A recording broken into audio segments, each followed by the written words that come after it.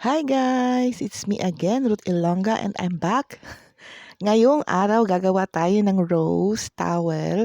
So, yan po ay isang pangregalo sa all occasion. Kung giveaways man yan, pang teacher, mother, o kung gusto nyo birthday, ganyan. So, pwedeng-pwede siya, or 18th roses, pwede din. So, gagawa lang tayo, it's material na gamit ang towel. So, it's two-way guys ha. You can use it as gift and giveaways, but then, magagamit mo siya. So, hindi lang siya pang display, pwede siya talagang gamitin. Not only for your eyes only. Pwedeng gamitin. So, you need only, syempre, towel. Depende sa inyo anong gusto nyong kulay. Depends on any colors you want. So, ito I'm using red and some pink later on. So, square type lang na towel. Hindi rectangle, square type. You can choose any kind of towel. Depende po sa inyo kung anong klase ng quality or material na gagamitin.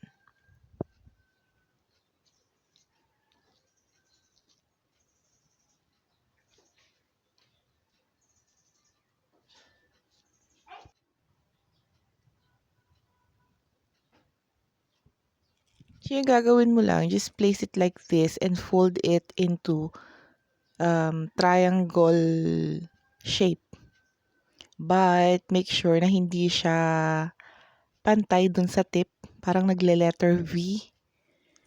Hindi siya exactly close to one another. Parang just place some around siguro mga half inch ng triangle na hindi magpantay.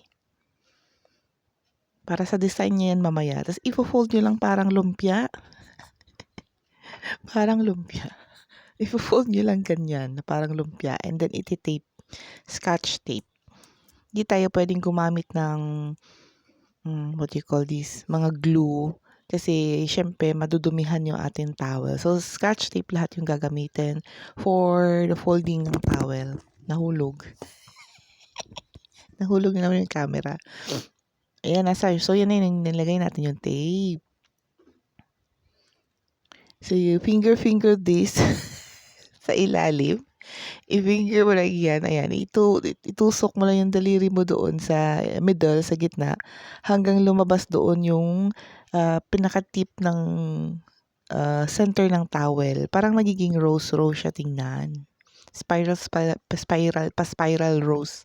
Yung kanyang shape. Don't worry, talagang tumatangkad yan siya. Ganyan yan siya. Pag red pala, parang hindi siya malinaw. Pero si pang kulay, guys, clear na clear yan siya. Parang rose na siya. Then, kukuha ka ng gantong stick. Actually, ito yung, wire siya na green na may dahon. Nakukuha mo ito siya pag bumili ka ng mga rosas na. Tinanggal ko na yung sa taas niya. Yung tip ng rosas, pinagpalit ko dyan.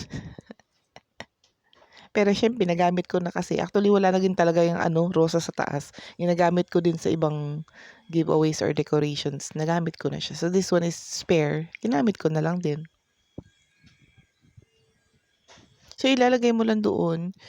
Ang gagawin mo lang, inulit ko lang guys, yung sa paglagay ng stick, itusok mo lang doon sa loob and lagay mo ng tape para hindi siya magalaw-galaw.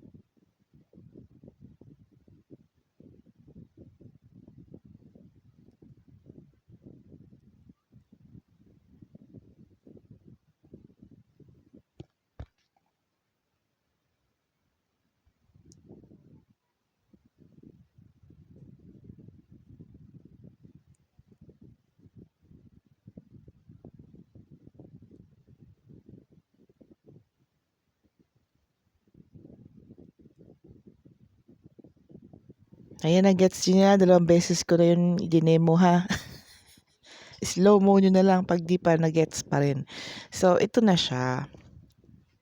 Marami ng ganyan. Pa-circle-circle lang lahat yan. Ganyan na siya. Yung iba yan. Ayun. Dispose na lahat. Mga nag-order na rin yung iba. And yan, iba-iba na yung nagiging kulay ng towel.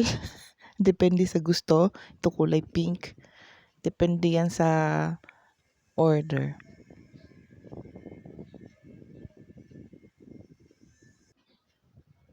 Tada! So, ito na siya.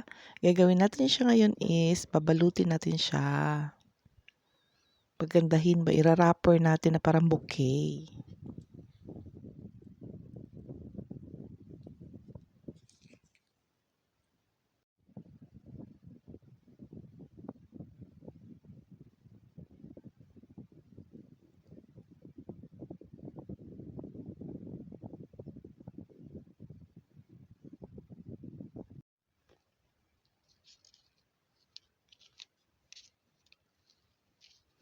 So, pili din kayo ng color na gusto ninyo as your bouquet. So, need natin yung ribbon, yung floral wrapper, or depende sa inyo anong kulay na klase ng material. Ayan, I'm using this one. I-wrap lang natin na ganyan na parang bouquet. Left hand. Nakatayo na naman yung camera ko. Ba't kaya ganyan?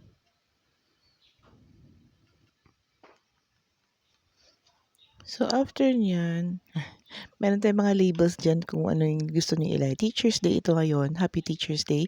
You can put Happy Birthday or Happy Valentine's, Happy Mother's Day, or any etches na mga card label. Pwede din card na nabibili. May naka-ready na mga card. Bibili ka sa National Bookstore. Marami doon. So, ito na. It's done.